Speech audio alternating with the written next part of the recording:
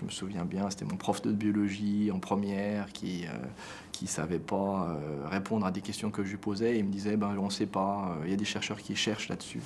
Et ça m'avait beaucoup stimulé en me disant qu'on ne savait pas tout et qu'on allait pouvoir, que peut-être j'allais contribuer à connaître un peu plus.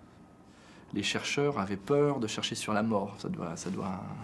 Et ça vient des années 90, en fait. Les années 90, il y a effectivement un changement et il y a toute une partie des chercheurs qui se mettent à s'intéresser à la mort cellulaire. Voilà.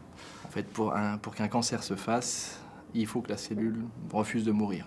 Les cellules normalement meurent toutes et les cellules qui font des cancers, en fait, ne meurent pas. Et donc, au cours des 10 dernières années, on s'est intéressé à essayer de comprendre pourquoi les cellules cancéreuses refusaient de mourir, en fait.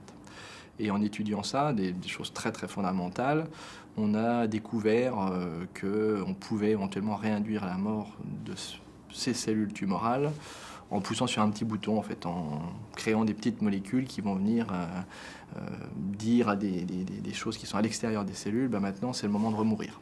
Ce qu'on a réalisé, c'est ce qu'on appelle des thérapies ciblées. C'est-à-dire qu'en fait, on essaye de tuer que les cellules cancéreuses et pas les cellules normales. Donc on en revient à la thématique de recherche. Voilà. Moi, j'essaie de faire mourir les cellules pour qu'on ne meure pas.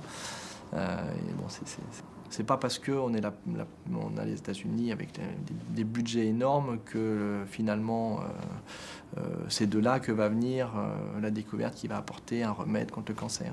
Et là aussi, moi, c'est mon petit côté franchouillard. Je me dis, si jamais on arrive à faire quelque chose et on arrive à faire un médicament, bon, on pourra dire que j'étais le petit Français dont les Américains se moquaient souvent d'ailleurs en disant c'est pas possible, blablabla, parce que j'aurais été le petit Français qui a pensé à un truc qu'ils n'ont pas pensé. Donc c'est aussi ça peut être aussi intéressant.